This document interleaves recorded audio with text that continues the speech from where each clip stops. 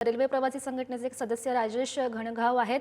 राजेशजी, आपण एक घटना घडलेली आहे ते दिवा कोपर दरम्यान 5 जण रेल्वेतून पडल्याचं समजतंय। मॅडम, जवळजवळ 5 नव्हे तर 10 ते 12 प्रवासी हे लटकून पडलेले आहेत।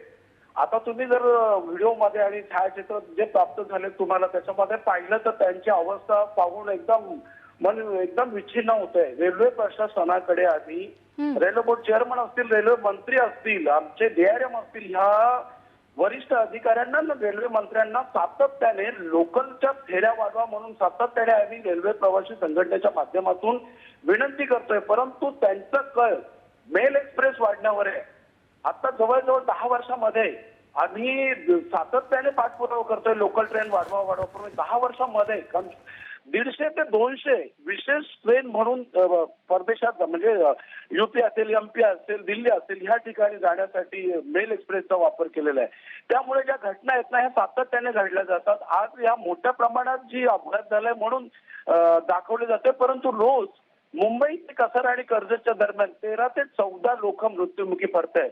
याला सर्वस्वी जबाबदार रेल्वे प्रशासन आहे। रेल्वे प्रशासनाचे अधिकारी हे एसी मध्ये बसून आपला नोकरी करत असल्यामुळे आम्ही जो लटकून प्रवास करतोय तो प्रवास त्यांनी करावा आणि त्यावेळेस त्यांना कळेल का नेमकी हे घटना कशा पद्धतीने घडताय।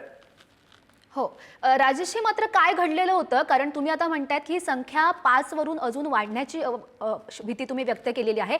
नेमकं काय घडलेलं होतं ज्यामुळे जे प्रवासी आहे ते खाली पडले? मॅडम, सांगायचं झालं तर लटकून प्रवास हा रोजचा माझा जो चाकरमानी आहे, माझा रेल्वे प्रवासी आहे। रेल्वेच्या सेवा ह्या म्हणजे कमी प्रमाणात असल्यामुळे दिवसागणिक रेल्वे प्रवासी संख्या वाढलेली आहे आणि त्यामुळे रेल्वे प्रवासी संख्या वाढल्यामुळे हा जो प्रकार आहे आजचा जो कायमस्वरूपी घडत आहे त्याला एकमेव कारण फक्त लोकल फेऱ्या कमी असल्यामुळे हा माझा चाकरमानी निश्चित ठिकाणी त्याच्या नोकरीच्या ठिकाणी जाण्यासाठी आपला लटकून प्रवास जीव धोक्यात टाकून तो प्रवास करतो। राजेशजी, तुम्ही म्हणतायत की दिवा कोपर दरम्यान ज्या एक्सप्रेस ज्या लोकल आहेत त्यांची संख्या कमी आहे, त्यामुळे असे जे प्रकार घडतायत, जे प्रवासी आहेत ते लटकून प्रवास करतायत, त्यामध्ये खाली पडण्याची भीती खरं तर असते।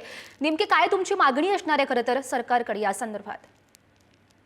आता हा प्रकार जो पाहिलाय ह्या प्रकाराला डोळ्यासमोर ठेवून रेल्वे प्रशासनाने लोकल फेऱ्यांची संख्या निदान मुंबईमध्ये नाही तर ठाणा ते कसारा आणि ठाणा ते कर्जत या दरम्यान लोकल सेवा वाढवावी अशीच त्यांच्याकडनं माफक अपेक्षा आम्ही व्यक्त करतोय। आणि सातत्याने आता मागच्या 2 महिन्यापूर्वी रेल्वे मंत्री अश्विनी वैष्णव दादरला आले होते। प्रत्यक्ष आम्ही आमदार नरेंद्र पवार यांच्या समवेत भेट घेतली होती। लोकल फेऱ्या याचाच विषय होता, लोकल फेऱ्या वाढवा। होकार देत आहेत परंतु काही उपाययोजना केल्या जात नाहीयेत। जर असेच प्रकार घडत राहिले तर कालांतराने 15 ऑगस्ट पूर्वी आम्ही रेल्वे प्रवासी संघटना आणि सर्व आमचा महासंघ हे एकत्र येऊन रेल्वे लोक आंदोलन केल्याशिवाय राहणार नाहीयेत। नक्कीच राजेशजी, धन्यवाद दिलेल्या सविस्तर प्रतिक्रियेसाठी। आणि या संदर्भात आपल्यासोबत बोलण्यासाठी भाजपा नेते किरीट सोमय्या सध्या आहेत। किरीटजी, ही दृश्य काही समोर येत आहेत। ठाण्यातील दिवा कोपर दरम्यान 5 जण खरं तर रेल्वेतून पडल्याची माहिती मिळते।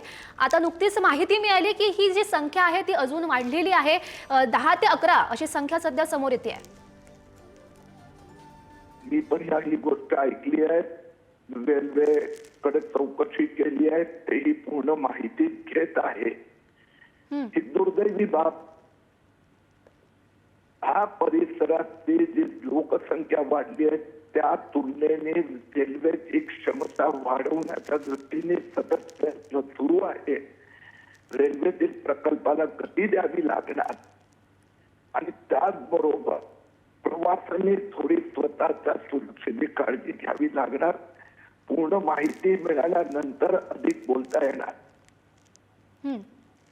किरीटजी, मात्र आताच नुकते आपल्यासोबत रेल्वे संघटनेचे जे सदस्य होते राजेशजी, त्यांचं म्हणणं होतं त्यांनी तर सरळ सरळ सरकारवर बोट दाखवलंय। दिवा कोपर दरम्यान लोकलची संख्या कमी आहे त्यामुळे असे प्रकार घडतात, अनेक जे प्रवासी आहेत ते लटकून प्रवास करतात त्यामुळे त्यांची खाली पडण्याची भीती असते, त्यांनी सरकारवर बोट दाखवलंय, यावर तुमचं काय म्हणणं आहे?